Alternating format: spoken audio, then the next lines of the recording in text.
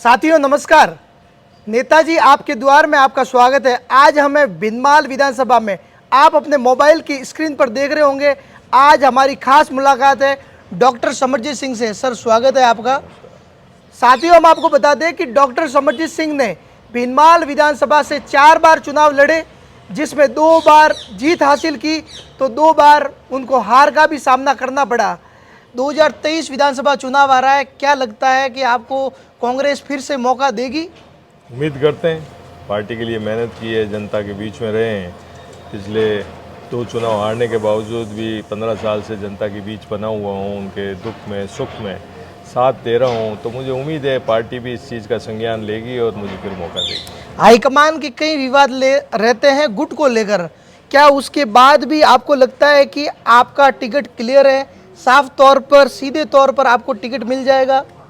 मिलना चाहिए।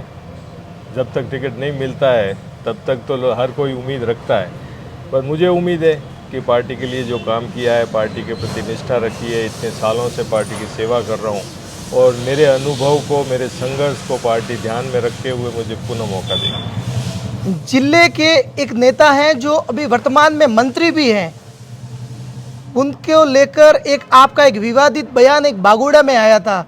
क्या लगता है कि वो मंत्री आपकी पैरवी करेंगे टिकट को लेकर? देखिए, पैरवी नहीं पैरवी की तो बात मैं नहीं जानता, कौन करेगा। हम सब साथी हैं और हम साथ में हमने राजनीतिक संघर्ष किया है, सब कुछ है। और जहाँ तक आप उस बयान की बात कर रहे हैं, तो बयान में मैंने किसी को कभी अपशब्द जीवन में किसी को नहीं कहा। जहाँ तक मेरे को शब्द याद है, मैंने कहा था कि टोकल चंद है जी। टोकल चंद तो जो हमारे एरिया गांव में कोई बड़ा व्यक्ति होता है उसको कहा जाता है, तो ये तो सम्मान किया है। तो आपका कहना है कि पुखराज जी पारासर जी बड़े आदमी हैं? सत्ता में आपने कहा कि मंत्री हैं, बिल्कुल मंत्री है, मंत्री व्यक्ति बड़ा ही होता है। तो क्या पुखराज पारासर मंत्री डॉक्टर समरजीत सिंह के टिकट के लिए पैरवी करेंगे? वो तो वो जाने, पर मुझे नहीं लगता है कि कोई कारण है कि वो मेरा विरोध भी करेंगे। और दूसरा सबसे बड़ा, पार्टी में हाईकमांड फैसला करता है। पार्टी में कई चीज़ें देख के फैसले होते हैं, इसलिए किसी एक व्यक्ति के हाथ में किसी का टिकट कटाना या टिकट जुड़ाना नहीं होता है। ये सब मिलजुल के हम लोगों को संघर्ष करना है। पारासर जी को मौका मिला, वे मंत्री हैं, वो उनकी जगह काम कर रहे हैं, हम हमारी जगह काम कर रहे हैं। ये तो पार्टी का तरीका है, किसको किस जगह मौका देते हैं। आज वे काम कर रहे हैं, उनकी जगह काम कर रहे हैं। इसको आप जोड़ते हैं कि वो किसी को टिकट दिला देंगे, कटवा देंगे, इस बात को मैं महत्व नहीं देता। हम सब आपस में हमारे अच्छे संबंध है, कभी भी हमने एक दूसरे के प्रति कटुता नहीं रही है। ये लोग बातें फैलाते रहते हैं। एक आपका एक बयान था, जब भिनमाल को जिला बनाने को लेकर यहाँ पर धरना प्रदर्शन किया गया था, भिनमाल में हजारों की संख्या में लोग एकत्रित हुए थे। सबसे पहले तो मैं आपकी एक सकारात्मक बात बता दूं कि उस दौरान जो भी आपने भाषण दिया था, उन भाषणों को सोशल मीडिया पर लाखों लोगों ने देखा था। कहने का मतलब लोगों का ये था कि हमने काफ़ी समय से डॉक्टर समरजीत सिंह को सुना था, तो इसका कहने का मतलब ये है कि समरजीत सिंह को आज भी जनता चाह रही है, अगर हम सोशल मीडिया की बात करें तो। और दूसरी बात ये थी कि वहां आपने एक बयान में कहा था कि 15 साल से मुझे घर बिठा कर रखा है कि मैं जिले को लेकर क्या करूं। इसको लेकर भिनमाल की जनता थोड़ी निराश दिखी थी, क्योंकि उनकी, मैं आपको वापस बीच में एक टोकना चाहूंगा, उनकी आपसे काफ़ी उम्मीदें हैं लोगों की। सही बात है आपकी, लोगों को उम्मीदें होती है, पर राजनीति में जो जीता वही सिकंदर होता। बिल्कुल। और जब चुनाव में, प्रजातंत्र में जब चुनाव होते हैं और उसके बाद जो जनप्रतिनिधि जीत के जाते हैं, उन्हीं को मौका मिलता है विधानसभा में बात करने का, उन्हीं को मौका मिलता है प्रोटोकॉल के हिसाब से आगे रहने का। आज जितनी भी आप, कभी ये तो आप लोग नहीं कहते कि विधानसभा क्षेत्र में जब उद्घाटन होता है तो मुख्य अतिथि में वर्तमान विधायक का नाम लगता है। हम लोग पूर्व विधायक हैं, तो पूर्व विधायक का हाथ नीचे रहता है, वर्तमान का ऊपर रहता है। और फिर वर्तमान में भी जो शासन वाली पार्टी के जीते हुए विधायक या मंत्री होते हैं, उनका ज़्यादा वर्चस्व रहता है। आज आप देखिए जिले वाले मामले में 5 विधानसभा क्षेत्र में से एक मात्र सांचौर विधायक हमारे जीते और वो भी सरकार में मंत्री बने। तब जिले की बात आई तो निस्संदेह उनका पलड़ा भारी था और उन्होंने पैरवी मजबूती से खुद के एरिया की, और वो हर व्यक्ति को खुद के एरिया की पैरवी करनी चाहिए। तो सुखराम जी की पैरवी के कारण सांचौर जिला बन गया और हमारे विधायक की पैरवी कमज़ोर कह लो या हमारा विधानसभा में अपना हिस्सा अच्छे मजबूती से नहीं था, इसलिए हम पीछे रह गए। ये कड़वी हकीकत है, बिल्कुल। जिसको अगर जनता किस रूप में देखती है मैं नहीं कहता, परंतु ये हकीकत है। 2023 विधानसभा चुनाव आने वाले हैं। डॉक्टर समरजीत सिंह पर जनता भरोसा भी कर रहे हैं। अगर डॉक्टर समरजीत सिंह सत्ता में आते हैं तो क्या भिनमाल के क्षेत्रवासियों की एक उम्मीद है कि भिनमाल को जिला बनाया जाए? इसको लेकर डॉक्टर समरजीत सिंह क्या कहेंगे? मैं आपको एक चीज़ निश्चित तौर पे कहना चाहूँगा कि भिनमाल जिला बनना चाहिए था। बिल्कुल। भिनमाल सबसे बड़ा उपखंड था। आज पहले भी हम देखते थे कि इतना बड़ा उपखंड था, यहाँ से सांचौर, चित्तलवाड़ा, रानीवाड़ा, जसवंतपुरा, बागोड़ा, पूरा एरिया भिनमाल उपखंड में आता। एक कलेक्टर लगने की जितना लोगों में, अधिकारियों में उत्साह होता था कि भिनमाल एसडीओ लगे। बिल्कुल। और आज मैं खुद देखता हूँ कि भिनमाल एसडीओ लगने के लिए किसी ज़्यादा मारामारी नहीं, नहीं क्योंकि है। एक छोटा सा एरिया रह गया। बिल्कुल। भिनमाल जिला बनना चाहिए, क्योंकि रानीवाड़ा में भी आप देखिए लोगों को इंटरेस्ट है कि भिनमाल बनना चाहिए, जसवंतपुरा बनना, बागोड़ा, ये सारे करके एक जिला बनना चाहिए और इसके लिए हमारी पैरवी रहेगी। और बड़ी खुशी की बात है, कल 2030 का जब डॉक्यूमेंट रिलीज़ किया मुख्यमंत्री जी ने खुद के भाषण में ये कहा है कि जो जिला बनाने वाली कमेटी है उस कमेटी को हमने कार्यकाल बढ़ा दिया है और हमारे सामने ये बातें आ रही है, तो हम कोशिश करेंगे कि छोटे छोटे ज़िले और बने ताकि लोगों को ज़्यादा से ज़्यादा फ़ायदा हो कि, और हमारी उम्मीदें कायम है। और अगर मुझे जनता ने मौका दिया तो जब सरकार कांग्रेस की हम लोग उम्मीद करते हैं रिपीट होगी और हम पुरजोर कोशिश करके इस ज़िले को बनाएं। तो भिनमाल की जनता आश्वस्त हो सकती है कि अगर डॉक्टर समरजीत सिंह सत्ता में आते हैं तो भिनमाल जिला बनेगा? बिल्कुल, क्यों नहीं बनेगा, हम उसका प्रयास करेंगे और मुख्यमंत्री व्यक्तित्व से हमारी उम्मीदें और भी ज़्यादा जगती है। वैसे आप भिनमाल की राजनीति में बहुत पुराने हैं, मैं आपसे पूछना चाहूँगा कि अगर आप अब सत्ता में आते हैं तो ऐसे कौन से कार्य होंगे विकास के जो आप लेकर चल रहे हो कि ये अब होने चाहिए? क्योंकि आप लंबे समय से भिनमाल को देख रहे हैं, कोई अब से कोई नए नेता नहीं है, आपको सब पता है, पहले भी आपने लाया। आपके पिताजी 3 बार भिनमाल के विधायक रह चुके हैं, मंत्री भी रह चुके हैं, उन्होंने 3 बार चुनाव लड़ा और 3 बार जीत दिलाई है उन्होंने, और उन्होंने भी काफ़ी काम किए हुए हैं।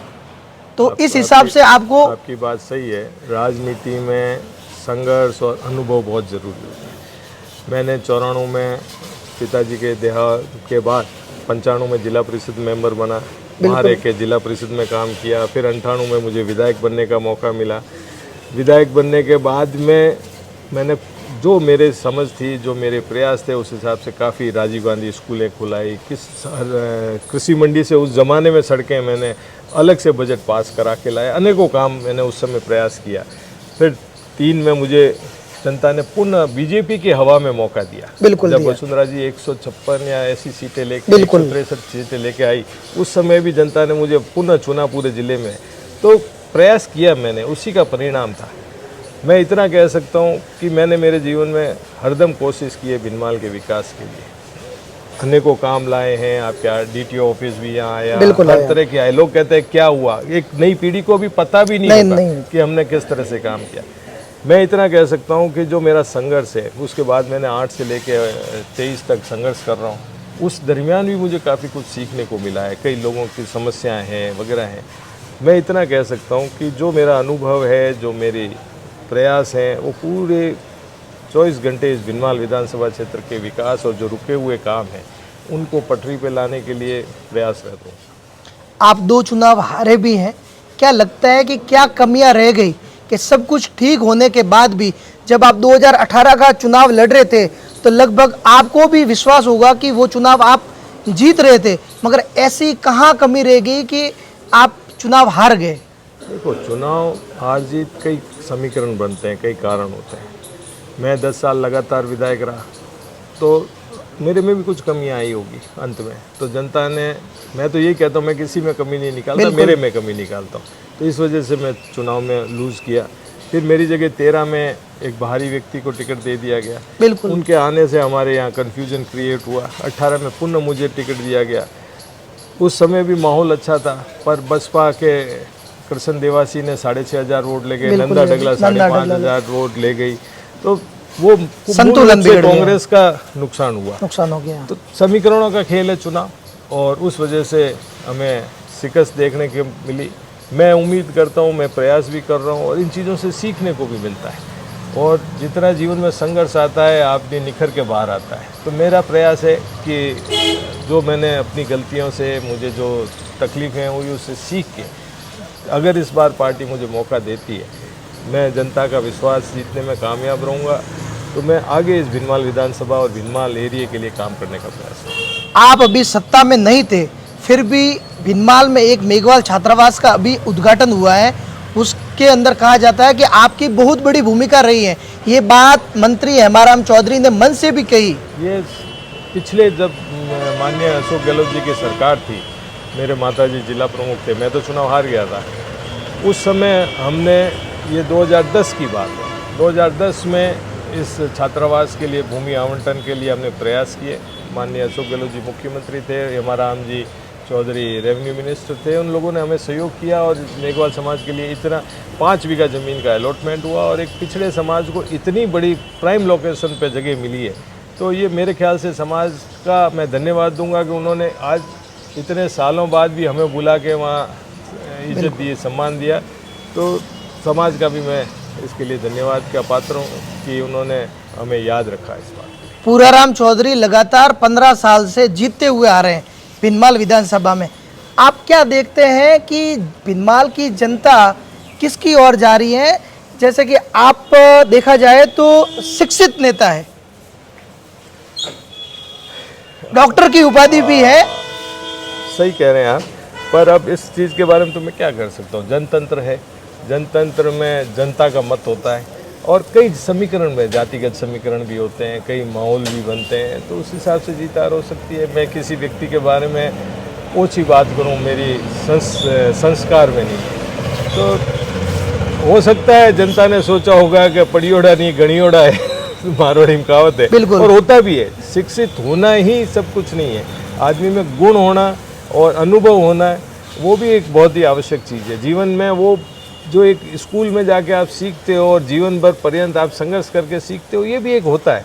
तो जनता ने सोचा होगा, अब जनता के फैसले को मैं तो चुनौती दे नहीं सकता, जनता ने सोच समझ के फैसला किया। 2023 विधानसभा चुनाव को लेकर भारतीय जनता पार्टी में भी भिनमाल में टिकट को लेकर काफी विवाद चल रहे हैं। आप भी सोशल मीडिया पर देख रहे होंगे, अब सांसद और भिनमाल विधायक के भी विवाद काफी सामने आ रहे हैं।